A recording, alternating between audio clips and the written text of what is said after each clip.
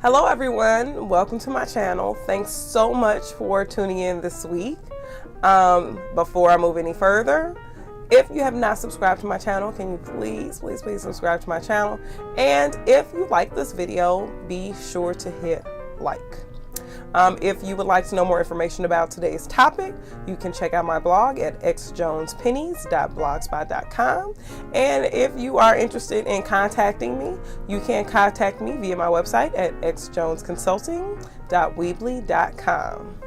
So this week actually marks the beginning of a series because a lot of questions that I've gotten kind of surround this particular topic.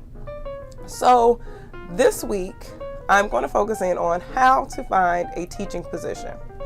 Right now, everyone is hiring. It's March. This is usually the best time. So if you know you're planning on finding a new job, perhaps you're graduating, or perhaps you've decided that you would like another position, now is the time to begin looking. So I'm going to give you 5 tips that will help you if you are looking for a new teaching position. And you guys know I always have notes. I have a new setup today. My notes are actually up, so I'll be looking up this time, but I'll be back here. Don't worry. So the first tip is actually to research where you want to work. And I actually did an entire video talking about this topic of whether or not a position is for you when you're looking for a new position. But it is extremely important to research what district you want to work for, or it may even be what type of school you want to work for. So you need to determine, do you want to work for a public school? Do you want to work for a private school? Would you rather work for a public charter school? Would you want to work for a school that has a specialty, it focuses in on the arts, and maybe a STEM school? So you really need to figure out, where exactly do I want to be?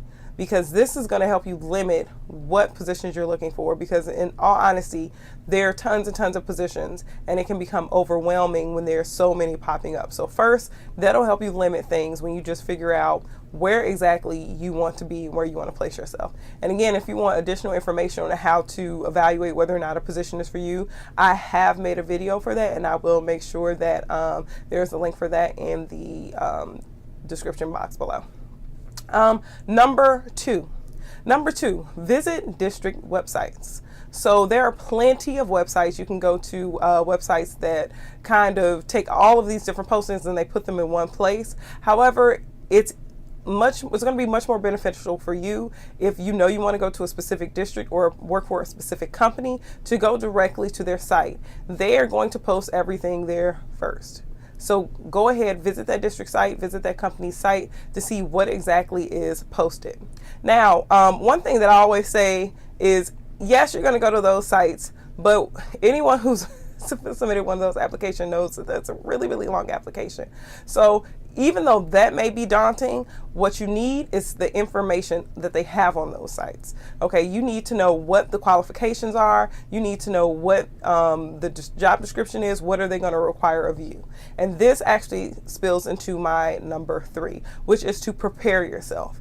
And this is something that we think we may have done, or we feel like we don't really need to. So you may show up and you may just have a resume and a cover letter, or you may show up and you'll just have, you might have a teacher portfolio that you maybe submitted for a curriculum and instruction class.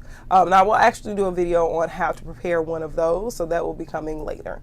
But my best advice is to look at those job descriptions and to create a piece of evidence, or provide some evidence that proves you can do everything that they want you to do, or be able to provide or be prepared to talk about how you can actually address all of the things they've listed in that description box. That's going to be your best bet. As opposed to just showing up with something very general. Be very specific. I know that you need me to be able to do A, B, and C. Here's evidence of me actually doing A, B, and C. Number 4, attend career fairs that are especially for education. And so there are plenty of career fairs that are especially for education. In my experience, usually when you meet people one-on-one, you get a lot more further than you do when you just submit something anonymously online. Okay, so if you're looking for career fairs, you don't know where they are, visit college websites. They always have fairs for graduates. Sometimes those are actually open to the public, so check those out to see if there are any that are open to the public. And then you can actually just do a general search of career fairs, education career fairs. Go to company websites. They have specific fairs specifically for their companies. But going to those fairs puts you in a position where you can actually meet the hiring managers, you can actually meet the principals, and you can make a much better impression.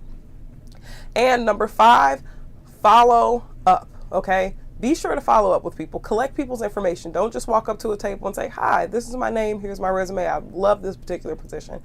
Make sure you say, oh, hi, this is who I am. Do you have a card?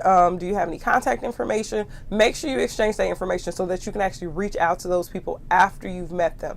Because number 1, it is just polite job hunting practice. And number 2, it helps to keep you in the running. It helps you keep you on the forefront. If you've ever been to a job fair, those lines can be ridiculous. There could be 20 people in line for one particular position. And so you need to make sure that you're standing out and that you are shining. So this is just phase 1 of finding a new teaching position or finding a teaching position. So there are 5 things that you need to do when you're looking for teaching positions specifically. The first is research where you want to work. That's going to make it much easier for you to limit everything. Number 2 is to visit district websites, because district websites, they post specific jobs that they're looking for, or they might be company websites, so make sure you check those out. Number 3, prepare yourself. Don't just show up with a cover letter, resume, and a generic portfolio. Show up with something that is specific and tailored to that particular position that you want. Number 4, attend education-specific career fairs. There are education-specific career fairs, so you can find those on college websites, you can find those on company websites, and honestly, you can really do a Google search and you'll be able to find career fairs that are near you.